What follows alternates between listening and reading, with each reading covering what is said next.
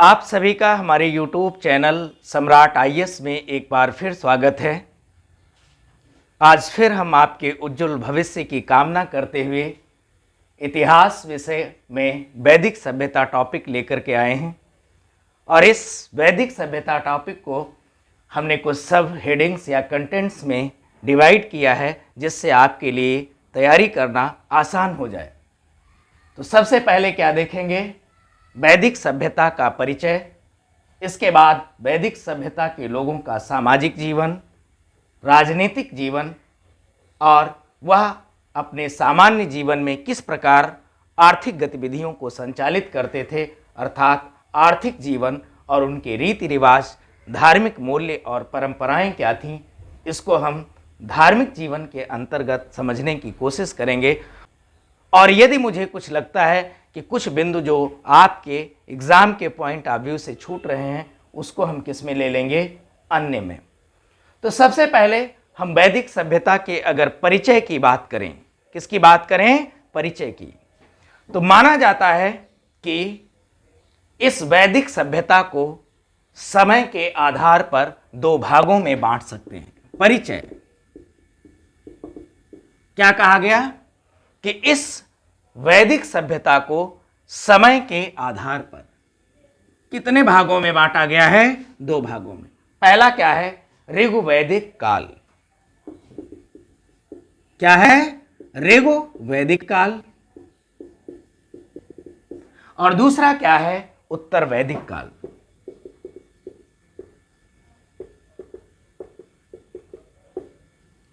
तो ऋग्वैदिक काल के अगर समय अवधि की बात करेंगे तो यह 1500 से 1000 ईसा पूर्व है। 1500 से 1000 ईसा पूर्व की समय अवधि है। और वहीं अगर उत्तर वैदिक काल की बात करेंगे तो यह समय अवधि 1000 से 600 ईसा पूर्व के मध्य मानी गई है।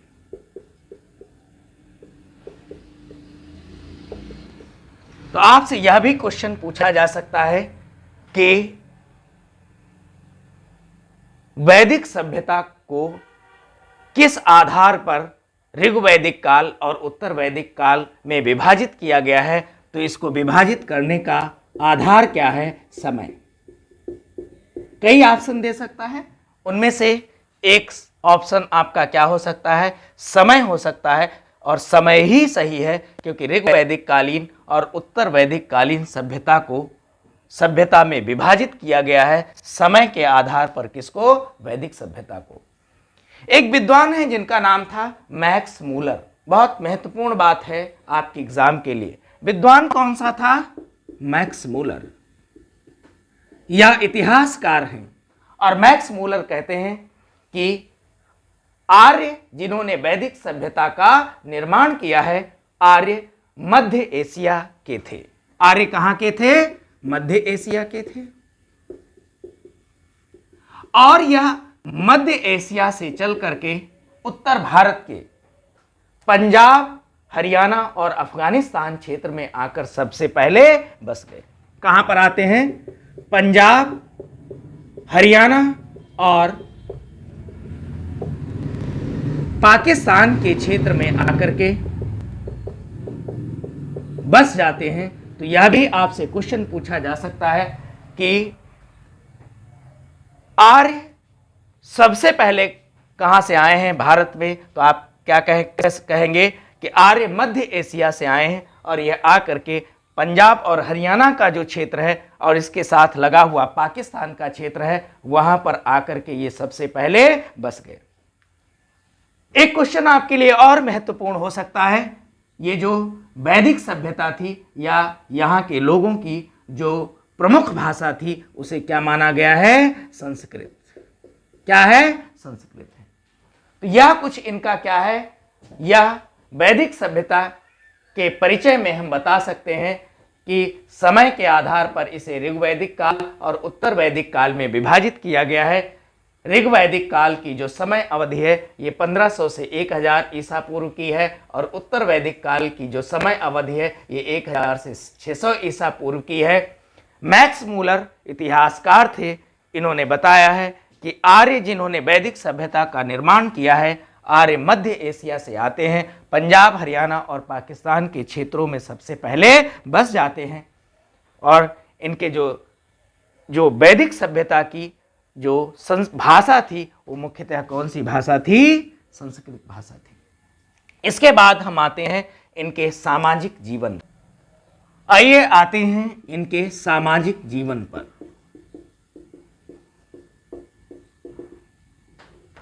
देखिए, जो बहुत महत्वपूर्ण बात है कि यह ग्रामीण सभ्यता थी। कैसी सभ्यता थी? ग्रामीण सभ्यता। हमने बताया था सिंधु घाटी की सभ्यता कैसी थी? नगरीय सभ्यता थी। लेकिन जो वैदिक सभ्यता थी, यह सभ्यता कैसी थी? ग्रामीण थी। कहा जाता है कि जो ऋग्वैदिक समाज था यह 4 वर्णों में बटा हुआ था। क्या है? ऋग्वैदिक समाज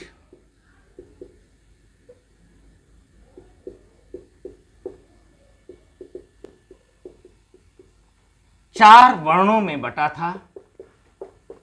कितने वर्णों में बटा था? 4 वर्णों में।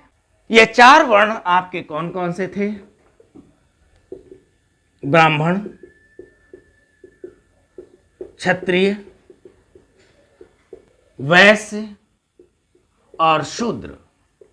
और ऐसा भी कहा जाता है कि ब्राह्मण ईश्वर के या ब्रह्मा के या जो आदि शक्ति थी जिसके बारे में, ब्राह्मणों के बारे में क्या कहा जाता है कि यह ईश्वर के मुख से पैदा होते हैं, क्षत्रिय भुजाओं से पैदा होते हैं, वैश्य पैरों के जंघाओं से पैदा होते हैं और शूद्र पैरों के निचले भागों से या पैरों से उत्पन्न हुए हैं। और यह जिक्र कहां पर है? ऋग्वेद के 10वें मंडल के पुरुष सूक्त में। कहां पर?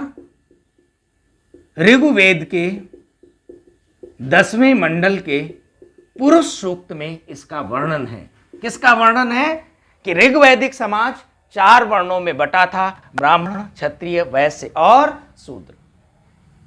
जो बहुत महत्वपूर्ण बात है वह क्या है कि यहां पर यह जो वर्ण व्यवस्था थी जन्म के आधार पर नहीं थी। जन्म के आधार पर नहीं थी। कहां पर?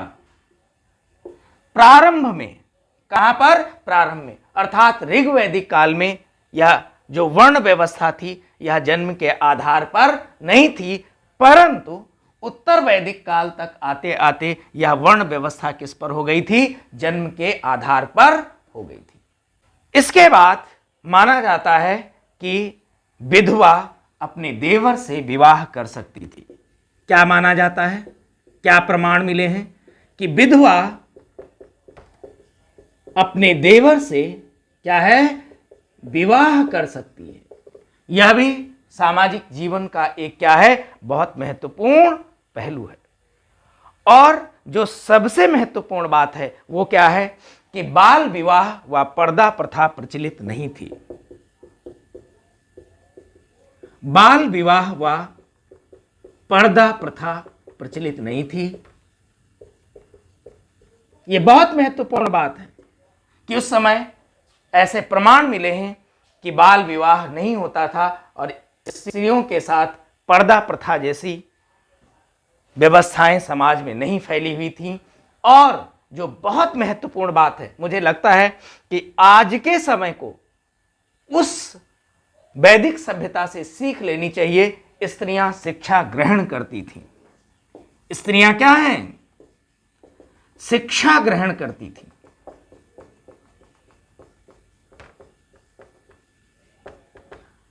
लोपामुद्रा, अपाला, घोषा, ये उस समय की ऐसी स्त्रियां थीं जो शिक्षा ग्रहण करके, ज्ञानार्जन करके वह बहुत अधिक विद्वान थी।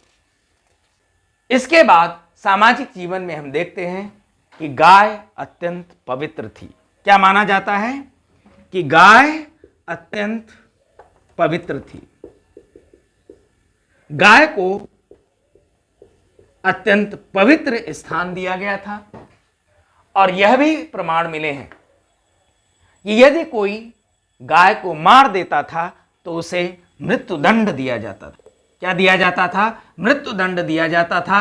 यहां तक कि उसे उस क्षेत्र से ही बाहर निकाल दिया जाता था। इस प्रकार वैदिक सभ्यता का कुछ सामाजिक जीवन था कि सभ्यता कैसी थी, ग्रामीण थी। ऋग्वैदिक समाज 4 वर्णों में बटा था। यह वर्णन ऋग्वेद के 10वें मंडल के पुरुष सूक्त में लिखा है। जो 4 वर्ण थे, ब्राह्मण, क्षत्रिय, वैश्य और शूद्र थे। जो बहुत महत्वपूर्ण बात हमने बताई थी कि यह जो वर्ण व्यवस्था थी यह व्यवसाय पर आधारित थी, जन्म के आधार पर नहीं थी। सामाजिक जीवन में देखा जाता था कि यदि विधवा कोई हो गई है तो अपने देवर से विवाह कर सकती है। बाल विवाह व पर्दा प्रथा प्रचलित नहीं थी। स्त्रियां शिक्षा ग्रहण करती थीं। इसके बाद हम आते हैं वैदिक सभ्यता में राजनीतिक जीवन पर। राजनीतिक जीवन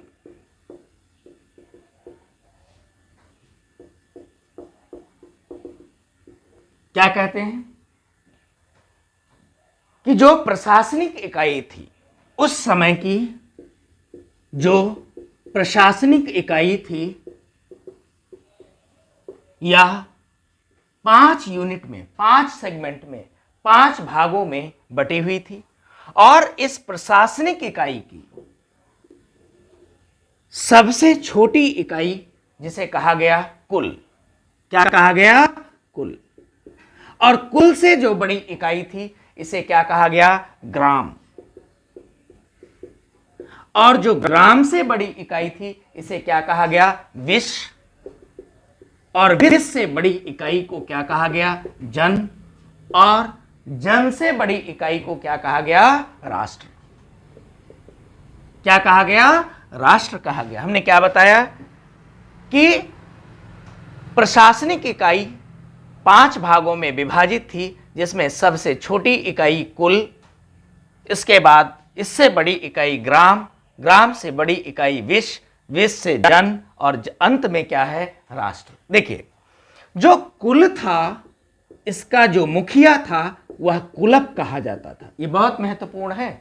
हम अपनी बात को कई बार बताते हैं, इसलिए बताते हैं कि आप कॉपी पेन ले लीजिए और हमारे वीडियो के साथ आप खुद अपना नोट्स तैयार करिए, वही आपके एग्जाम में काम आएगा। इसीलिए मैं एक बात को कई बार बताता हूं और धीरे धीरे बताता हूं कि जो भी स्टूडेंट वीडियो देख रहे हैं वो कॉपी पेन ले लें और नोट्स को बनाते रहें। तो हमने क्या बताया कि प्रशासनिक इकाई में सबसे छोटी इकाई कुल थी। कुल के मुखिया को क्या कहा जाता था? कुलप। जो ग्राम था, ग्राम का मुखिया ग्रामीणी कहलाता था। क्या कहलाता था? ग्रामीणी। जैसे आज के समय में गांव का मुखिया प्रधान होता है, उसी वैसे ही कुछ व्यवस्था थी कि गांव के मुखिया को क्या कहा गया? ग्रामीणी। विश्व का जो मुखिया था, जो गांव से बड़ी यूनिट थी, जो ग्राम से बड़ी यूनिट थी, उसे विश्वपति कहा गया। क्या कहा गया? विश्वपति। और जो जन था, इसके मुखिया को क्या कहा जाता था? राजन। क्या है? राजन। इसके बाद जो अगली महत्वपूर्ण बात है, कहा जाता है कि जो समाज था वह कबीलों में बटा हुआ था और कबीले का नेतृत्व राजा करता था। यानी समाज में क्या मिलते थे? कबीले मिलते थे। क्या थे? कबीले। और जो कबीले थे इसमें कुछ लोगों का समूह होता था और जो इनका नेतृत्व करता था, इनका जो नेतृत्व करता था, जो लीडर था, उसे क्या कहा जाता था? राजा। यानी राजा जो है कबीलों का क्या करता था? नेतृत्व करता था। आपके एग्जाम के लिए एक बात और बहुत महत्वपूर्ण है, पूछी जा सकती है कि वैदिक सभ्यता में क्या है? वैदिक सभ्यता में युद्ध के लिए गविष्ट शब्द का प्रयोग किया जाता था। किसका प्रयोग किया जाता था? गविष्ट शब्द का प्रयोग किया जाता था। युद्ध के लिए क्या है? गविष्ट शब्द का प्रयोग किया जाता था। और एक महत्वपूर्ण बात है, वो क्या है? रत्नी राजा के मुख्य अधिकारी या सलाहकार थे। रत्नी राजा के मुख्य अधिकारी या सलाहकार थे। और यह भी प्रमाण मिले हैं कि राजा सहित जो इनकी संख्या थी वो 12 थी। कितनी थी? 12 राजा सहित, यानी एक राजा प्लस 11 उसके रत्नी अर्थात राजा के मुख्य अधिकारी। ठीक है। जो और बहुत महत्वपूर्ण बात है, जहां से क्वेश्चन पूछ ही लिया जाता है, वो क्या है? दशराग्य युद्ध। क्या नाम था? दशराग्य युद्ध। और कहा जाता है कि ऋग्वेद के 7वें मंडल में, ये एग्जाम के लिए बहुत महत्वपूर्ण है ये लाइन, ऋग्वेद के 7वें मंडल में जो है दशराग्य युद्ध का वर्णन है। और बताया जाता है कि यह युद्ध परुष्णी नदी, कौन सी नदी? परुष्णी नदी, जो वर्तमान में रावी नदी के नाम से जानी जाती है, रावी नदी के तट पर यह युद्ध लड़ा गया था। और ऐसा भी कहा जाता है कि इस दशराग्य युद्ध में जो है एक तरफ राजा सुदास थे। कौन था? राजा सुदास थे। और दूसरी तरफ 10 जन, यानी 10 राजा थे। कौन थे? जन, 10 जन। यहां भी मैंने बताया था जन का मुखिया कौन था? राजन। तो 10 जन थे, यानी 10 राजा थे। और इन के मध्य युद्ध होता है। और ऐसा कहा जाता है कि इस युद्ध में राजा सुदास विजयी होते हैं। इस युद्ध का परिणाम क्या हुआ? राजा सुदास विजयी हुए। आइए अब हम आते हैं इनके आर्थिक जीवन में। यहां पर देखते हैं कि किस प्रकार से ये क्वेश्चन बन सकते हैं। आर्थिक जीवन,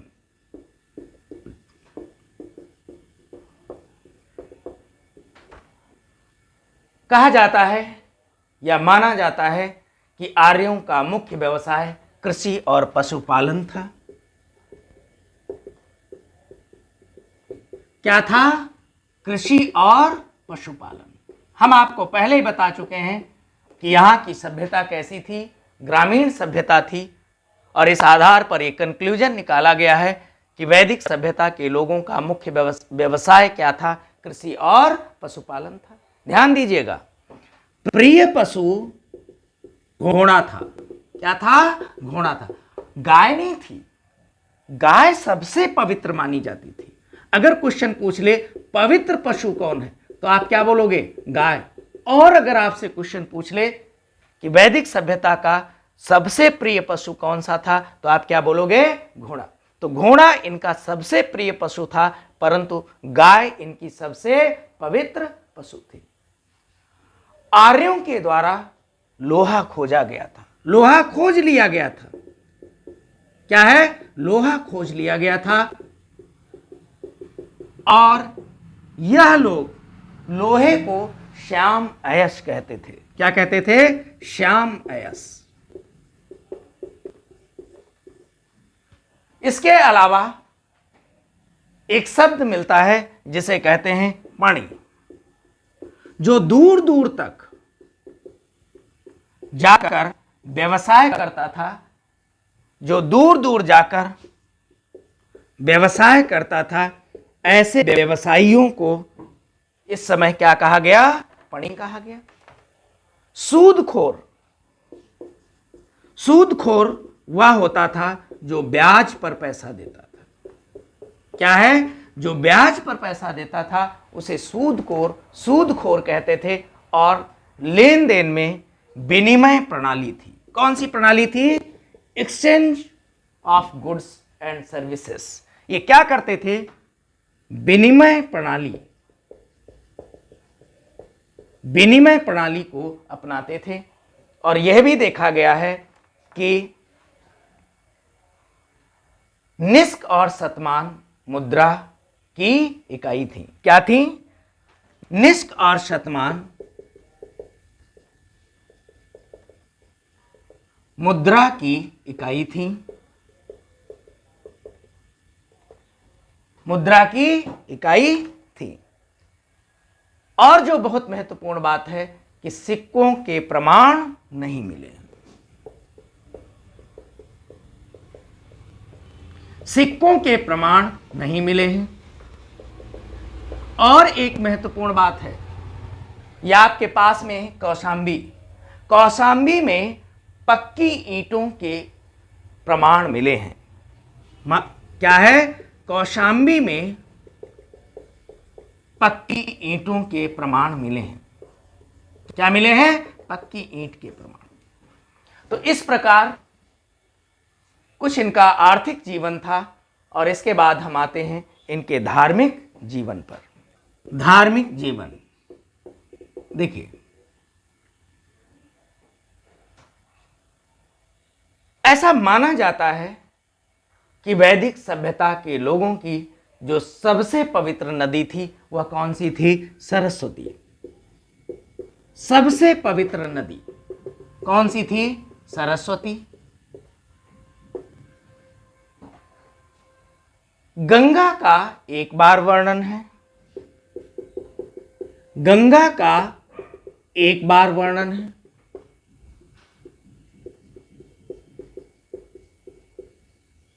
यमुना नदी का 3 बार वर्णन है। और सिंधु नदी का सबसे अधिक बार वर्णन है। सिंधु नदी का सबसे अधिक बार वर्णन है। तो यहां से भी आपसे क्वेश्चन पूछा जा सकता है कि सबसे पवित्र नदी सरस्वती, गंगा का 1 बार वर्णन, यमुना नदी का 3 बार वर्णन और सिंधु नदी का सबसे अधिक बार वर्णन है। देखिए, वैदिक काल में सबसे प्रमुख देवता इंद्र थे। मैंने क्या बताया? वैदिक काल में सबसे प्रमुख देवता इंद्र थे। लेकिन उत्तर वैदिक काल आते आते सबसे प्रमुख देवता कौन हो गए? प्रजापति। ठीक है। अगली बात आपसे कई बार पूछी गई है, वो क्या है कि सत्यमेव जयते कहां से लिया गया है। तो आपके लिए महत्वपूर्ण हो सकता है वन लाइनर क्वेश्चन में कि सत्यमेव जयते मुंडोक उपनिषद से लिया गया। कहां से लिया गया है? मुंडोक उपनिषद से। और जो गायत्री मंत्र था, एक उस समय के देवता थे सवित्र देवता, उनको समर्पित था। गायत्री मंत्र किसको समर्पित था? एक देवता थे जो सवित्र देवता कहे जाते थे, उनको समर्पित था। धार्मिक जीवन के बाद अब हम कुछ अन्य पहलू हैं उस पर देखते हैं कि यहां से भी क्वेश्चन आपसे पूछे जाते हैं। इसमें कुछ शब्दावली हैं जो आपके एग्जाम के लिए महत्वपूर्ण है, यहां से क्वेश्चन पूछे ही जाते हैं। वो शब्दावली क्या है देखते हैं। जैसे पहली शब्दावली है कुलक। कुलक का मतलब क्या होता है? परिवार का मुखिया। ये क्या था? परिवार का मुखिया। और ध्यान देना कि ऐसे प्रमाण मिले हैं कि परिवार का मुखिया सदैव सदैव पिता होता था, यानी पितृसत्तात्मक सत्ता थी यहां पर। ठीक है। देखिए, सिंधु घाटी सभ्यता में माना गया था कि सभ्यता कैसी थी? मात्र सत्तात्मक सत्ता। लेकिन जो वैदिक काल है, यहाँ की जो सत्ता थी वो कैसी थी? पितृसत्तात्मक सत्ता मानी गई है। और परिवार का मुखिया क्या कहलाता था? कुलक। अगला शब्द भी आपके लिए महत्वपूर्ण है। ये क्या है? अघन्या। गाय को अघन्या कहा जाता था। किसको? गाय को। और हम पहले बता चुके हैं अपने वीडियो में कि गाय उस समय सबसे पवित्र थी और यदि कोई गाय का वध कर देता था तो उसे मृत्युदंड भी दिया जाता था। घोड़ा मैं पहले ही बता चुका हूं, सबसे अधिक प्रिय। घोड़ा सबसे अधिक क्या था? प्रिय था। इंद्र सबसे प्रिय देवता। और बाद में इनका स्थान कौन लेता है? प्रजापति। सोमरस उस समय का एक पेय पदार्थ था, पेय पदार्थ। और यह पेय पदार्थ वनस्पतियों से तैयार किया जाता था, यानी हर्बल मेडिसिन के बारे में भी वैदिक सभ्यता के लोग भली भांति जानते थे। ऐसी दवाएं, हर्बल मेडिसिन वो होती हैं जो वनस्पतियों से बनाई जाती हैं। वह यह वनस्पतियों से पेय पदार्थ बनाते थे जो सोमरस होता था। शायद ये मादकता लाता था, नर्वस सिस्टम को बैलेंस करता था, संतुलित करता था। इसके अलावा नेवी, एक शब्द और मिलता है जिसका नाम था नेवी। नेवी अंडर गारमेंट्स, अंदर के जो कपड़े थे, अंदर के कपड़े पहने जाते थे, उन्हें क्या कहा जाता था? नेवी।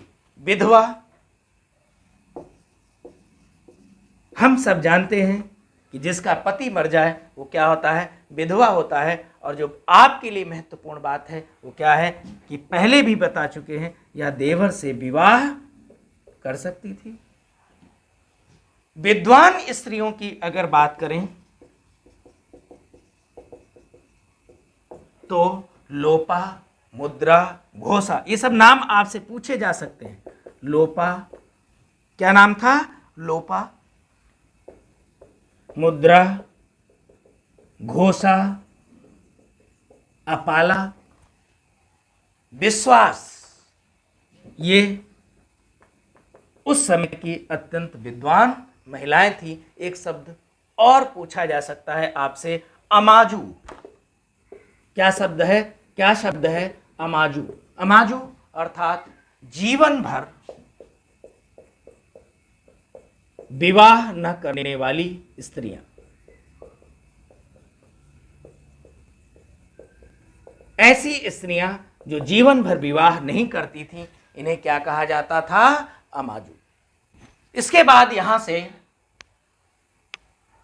कुछ और क्वेश्चन पूछे जाते हैं, जैसे ऋग्वैदिक नदियां,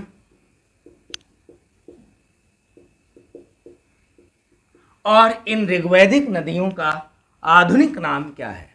वर्तमान समय में इन्हें किन नामों से जाना जाता है? यहां से भी आपसे क्वेश्चन पूछे जाते हैं। जैसे कुंभ, क्या नदी है? कुंभ। कुंभ नदी को वर्तमान समय में कुर्रम नदी के नाम से जाना गया। किस नदी से? कुर्रम। इसके बाद ऋग्वैदिक नाम एक नदी थी जिसका नाम था कुंभा। क्या नाम था? कुंभा। और कुंभा को किस नाम से जाना गया? काबुल के नाम से। किस नाम से? काबुल के नाम से। अगला नाम आता है बेतस्ता। क्या नाम आता है? बेतस्ता। बेतस्ता को झेलम नदी के नाम से जाना जाता है।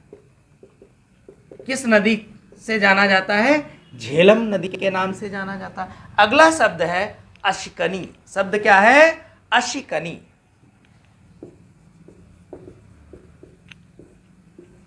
अश्कनी, अश्कनी को चिनाब नदी के नाम से जाना जाता है। किस नाम से? चिनाब नदी के नाम से जाना जाता है। अगली नदी है सूत्रदी। सूत्रदी क्या है? सूत्रदी। सूत्रदी नदी को सतलज नदी के नाम से जाना जाता है। किस नाम से? सतलज नदी के नाम से। और अगली नदी है बिपाशा। क्या नाम है? बिपाशा। बिपाशा नदी को अब व्यास नदी के नाम से जाना जाता है। किस नाम से? व्यास नदी के नाम से। और एक महत्वपूर्ण नदी जिसका नाम था गोमल। क्या नाम था? गोमल। और गोमल को गोमती नदी के नाम से जाना जाता है। धन्यवाद, नमस्कार। आशा है कि हमारा वीडियो आपको पसंद आएगा। आपके उज्जवल भविष्य की कामना करते हुए फिर हम आपसे अगले वीडियो में मिलते हैं।